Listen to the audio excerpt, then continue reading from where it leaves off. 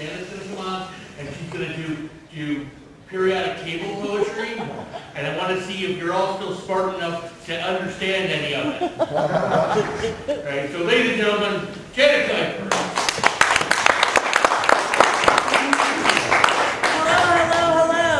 Hello. He runs a poetry open mic, as do I. Because I've got a sound thing, I'm going to see tall people. Sorry, I've got a microphone in case that's too loud there going. I was going to do a few pieces from that, but I wanted to say that I also run a poetry open mic if nobody knows about it. It is at Cafe Gallery at Gallery Cabaret every other Wednesday. The next one is on the 19th of December with my side gig Bob Rashkill hosting the evening. Sorry, can't do that right now. And the next one would be on January 2nd, which we don't have a feature for, because we usually have them for you. You can always find it out online, chaoticarts.org/thecafe, and if you're interested in a feature, come and bug me. But because we have no feature on the second day of January, anybody who comes by could have a 10-minute mini feature, which means everybody could have their first mini feature after the Mayan apocalypse, which would be awesome. I'm reading a few poems. Yes, I've been doing this thing for writing poems for every element in the periodic table. Music you're going to hear in the background is music from Francois Leroux, the Haman of South Africa. Hotel music for it, and I have no idea how this is going to sound. But I always try to introduce pieces. I've got to check the volume on this first. Quiet? Is that good? Okay.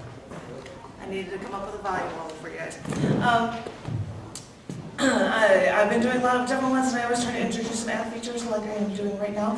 So I've chosen to do ones that are really at the top end of the periodic table, ones that nobody knows that are synchronized. This gives me a lot of poetic liberty.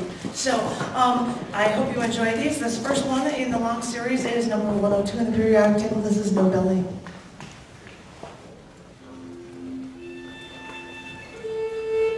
I never saw you. You were the one thing we were all looking for, peace. And we didn't know what it would look like when we found it. If we would find it. I heard that Sweden laid claim to you first, but I swear we were all searching for you, and I think that like most Americans, we would even try to synthesize you in order to lay claim on you.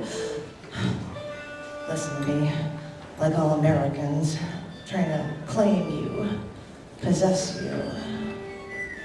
Maybe you kept yourself so well hidden that we'd never learn how to live in peace. Maybe we can only take peace in small amounts mixed with our usual anger and discontent. I know you've been around us for so long, and I can't even remember how many years we've been searching for you. And your hair grown to silvery white or gray, waiting for us to truly want peace?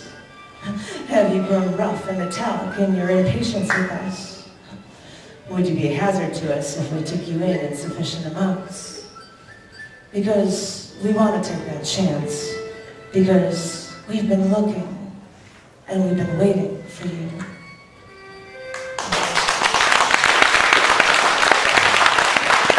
I've got 3 chapbooks of these poems. I'm going to save one of them for my sidekick here, but if you want one of these, come on by. On Pentium, number 115 is the next one. A month before you died, on the day that she was born. That was very possibly the last day I talked to you. I know you loved me, but in the grand scheme of things, you had to know this relationship couldn't last.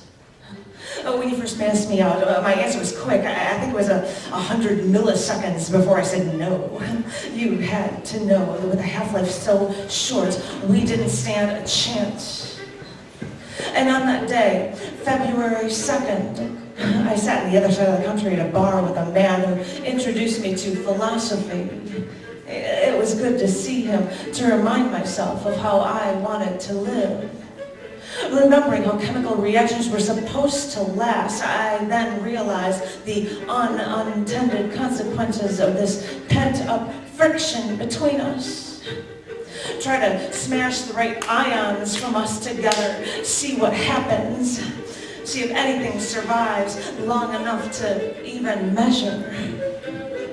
You know you had an uphill battle with me.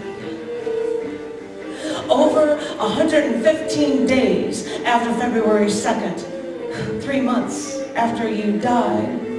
That was when I almost died, too.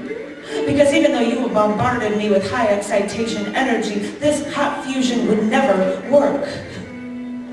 And look at what was left of me. I didn't want you to die. I didn't want you to be destroyed. Did you seal your fate by trying to bond with a part of me? Or should I have trusted my first instincts and I would feel all right because your devastation wouldn't hurt me so much? I wish I could have told you that this systematic elemental bombardment of us, this radioactive reaction, was only temporary. This doesn't occur in nature. We had worked so hard to merely try to make something of us. And as much as I hate to admit it, I wonder if this was never meant to be.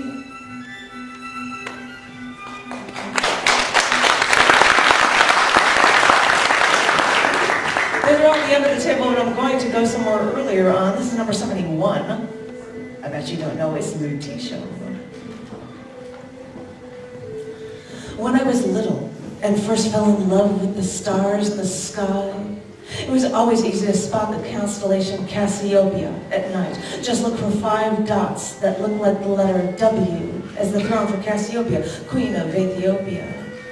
But apparently the Germans had a thing for Cassiopeia too, because an Austrian, a Frenchman, and an American all independently discovered the element lutetium at the same time.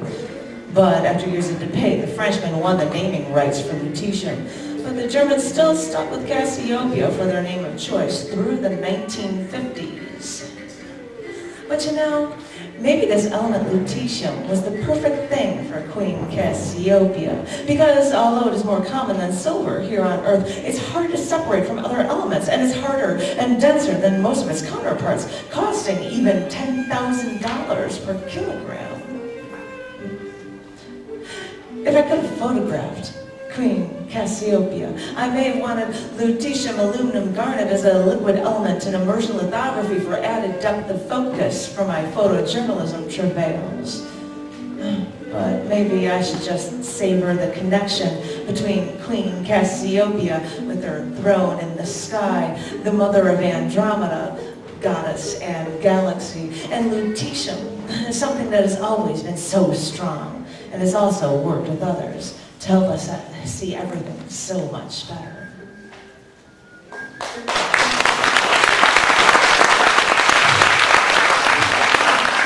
I'm getting toward the end. This is number 112 in the periodic table, Copernicium. It was my love of you and what you believed in that made me try to get you. With your Renaissance ways, you taught me that I'm not the center of the universe. But I've learned since then to go beyond the sun, because there is so much out there to see. As a scientist, I know you changed our views of the world, so science must create you again. I know that mathematics can explain the universe, and you were so much more than a mathematician. You were a physician, a translator, an economist, an astronomer, an artist. I know you were a founder in your time, and the half-life of what we create may be small, but I will have to throw any metal I could and any isotope I could with like zinc onto lead, just to see if you would come out for us again. Let us find you. Let us experiment with you. Let us accelerate these processes, cause just the right reactions to synthesize you in your genius. I don't care how we get you, whether what we do is cold or hot, when we fuse to create you.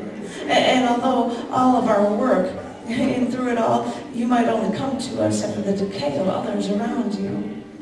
We've learned that by now that we have you, we can try to work with any part of you, no matter how unstable you say you are. I don't care. You're the last member transitioning in this series, so now I can only reflect on your relativity to planets like Mercury, as well as your nobility. I miss what you've done for how we think in this world.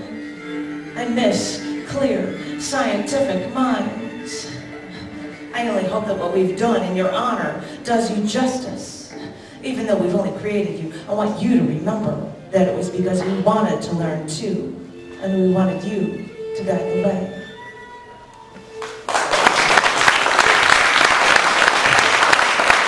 Thank you. One more is very, very short. It's the highest one on the periodic table. You know nothing about it. 118 on the periodic table. I first only heard of you a decade ago. You seemed so reactive, so unstable, and yet I was so attracted to you. I should have known better. I should have known that your radioactive personality would cause your destruction, so I guess I'm glad I'm not around to see it. I've only seen you 3 or 4 times since you started to self-destruct, so from afar I can only guess what you're made of, what you can do. But still, I can't get you out of my mind, so I'm left here to guess about you, based on what little I can ever infer about you. This is how you leave me. When I saw you before, you seemed kind and noble when you were with me, but that was before I saw what you were made of. How hard you could be. So much emanated from you with me, but you systematically shattered any preconceived notions of who you are that I don't even know what to believe. You've got that feeling that you're just so explosive, and I've been unable in any attempt to sympathize with you. It's funny, you seem like you want to be discovered, but I can only predict, calculate, or extrapolate what I think you can do. If only you could let me crack your shell, so I could see what you're made of.